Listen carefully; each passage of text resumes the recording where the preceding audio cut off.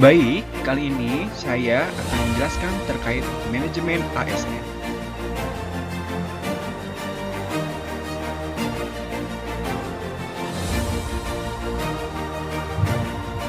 Definisi manajemen ASN.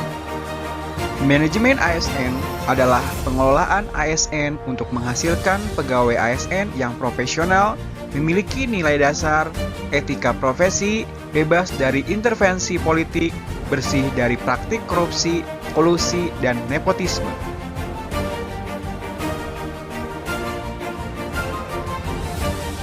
Manajemen ASN lebih menekankan kepada pengaturan profesi pegawai sehingga diharapkan agar selalu tersedia sumber daya aparatur sipil negara yang unggul selaras dengan perkembangan zaman.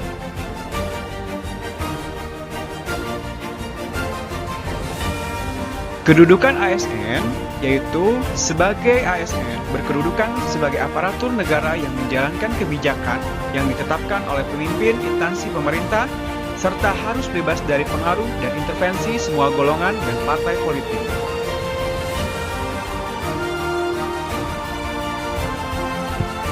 Fungsi pegawai ASN. Yang pertama, melaksanakan kebijakan publik. Yang kedua, pelayan publik. Yang ketiga, perekat dan pemersatu bangsa.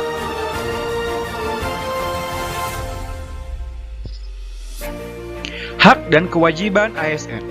Agar dapat melaksanakan tugas dan tanggung jawab dengan baik dan meningkatkan produktivitas, maka setiap ASN diberikan hak dan kewajiban. Nah, dalam penyelenggaraan, tentunya kebijakan dan manajemen ASN dikenal adanya asas profesionalitas yang mengutamakan keseimbangan antara hak dan kewajiban pegawai ASN. Maka setiap ASN diberikan hak dalam Undang-Undang ASN.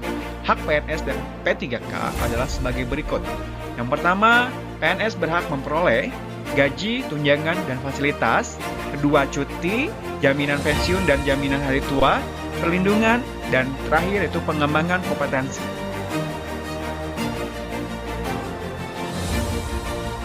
Sementara itu, P3K berhak memperoleh pertama, gaji tunjangan, dua, cuti, tiga, perlindungan, dan terakhir yaitu pengembangan kompetensi.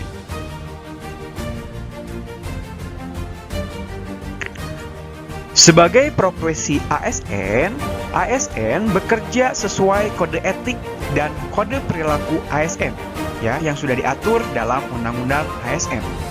Nah, dalam Undang-Undang ASN disebutkan bahwa profesi ASN berlandaskan pada kode etik dan kode perilaku yang bertujuan untuk menjaga martabat dan kehormatan ASN. Kode etik dan kode perilaku berisi pengaturan perilaku agar pegawai ASN yang pertama melaksanakan tugasnya dengan jujur, bertanggung jawab, dan berintegritas tinggi. Yang kedua, melaksanakan tugasnya dengan cermat dan disiplin. Yang ketiga, melayani dengan sikap hormat, sopan, dan tanpa tekanan.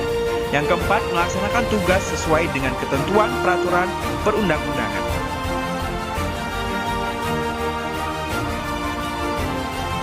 Yang kelima, melaksanakan tugasnya sesuai dengan perintah atasan atau pejabat yang berwenang sejauh tidak bertentangan dengan ketentuan peraturan perundang-undangan dan etika pemerintahan. Yang keenam, menjaga kerahasiaan yang menyangkut kebijakan negara. Yang ketujuh, menggunakan kekayaan dan barang milik negara secara bertanggung jawab, efektif, dan efisien. Yang kedelapan, menjaga agar tidak terjadi konflik kepentingan dalam melaksanakan tugasnya.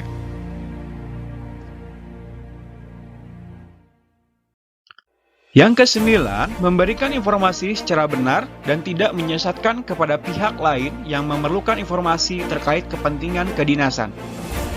Yang kesepuluh, tidak menyalahgunakan informasi internal negara, tugas, status, kekuasaan, dan jabatannya untuk mendapat atau mencari keuntungan atau manfaat bagi diri sendiri atau untuk orang lain.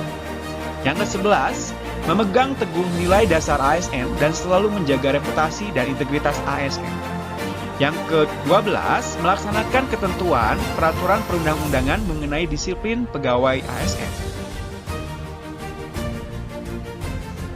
Maka dapat kita simpulkan bahwa manajemen ASN adalah pengelolaan ASN untuk menghasilkan pegawai ASN yang profesional, memiliki nilai dasar, etika profesi, bebas dari intervensi politik, bersih dari praktik korupsi, kolusi, dan nepotisme. Manajemen ASN lebih menekankan kepada pengaturan profesi pegawai sehingga diharapkan agar selalu tersedia sumber daya aparatur sipil negara yang unggul selaras dengan perkembangan zaman. Berdasarkan jenisnya, pegawai ASN terdiri atas pegawai negeri sipil dan pegawai pemerintah dengan perjanjian kerja. Pegawai ASN berkedudukan sebagai aparatur negara yang menjalankan kebijakan yang ditetapkan oleh pimpinan instansi pemerintah serta harus bebas dari pengaruh dan intervensi semua golongan dan partai politik. Untuk menjalankan kedudukannya tersebut, maka pegawai ASN berfungsi sebagai berikut. Yang pertama, pelaksanaan kebijakan publik, kedua, pelayan publik, dan ketiga, perekat dan pemersatu bangsa. Agar dapat melaksanakan tugas dan tanggung jawabnya dengan baik, dapat meningkatkan produktivitasnya, menjamin kesejahteraan ASN, dan akuntabel, maka setiap ASN diberikan hak sesuai dengan asas profesionalitas. ASN yang telah memperoleh hak tentu harus menjalankan kewajibannya sesuai dengan tugas dan tanggung jawab ya sebagai profesi ASN. Nah, ASN bekerja dengan berlandaskan pada kode etik dan kode perilaku.